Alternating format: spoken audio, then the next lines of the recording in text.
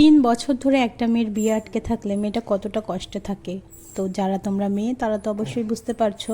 Hello everyone, এর আগের mini ব্লগটাতে তোমাদেরকে বলেছিলাম যে এই বিয়ে বাড়িটার জন্য 3 বছর ধরে ওয়েট করছিলাম। সেটা তো তোমাদের সঙ্গে বলবোই কেন ওয়েট করছিলাম, আর তার সাথে পুরো বিয়ে বাড়িটাও তোমাদেরকে ঘুরে দেখাবো। তো এখন দেখো চলে এসেছি প্যান্ডেলের ভেতরে। এখানে অনেকে খেতে বসে পড়েছে, আর বর এসেছিলো বলে আমি আর আমার কিট্টু সোনা একটু বাইরে বেরিয়েছিলাম বর দেখতে। তো যাই হোক, কেন 3 বছর ধরে আটকে ছিল বিয়েটা সেটা তোমাদের সঙ্গে শেয়ার করছি।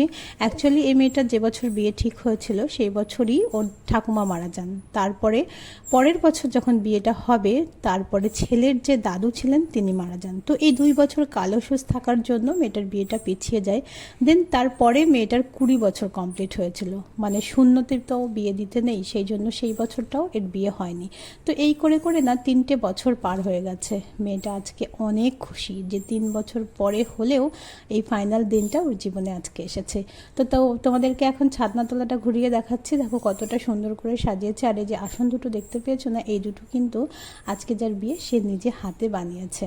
তো কেমন লাগলো তোমাদের বিয়ে বাড়িটা সেটা তো একটু কমেন্টস করে অবশ্যই জানিও।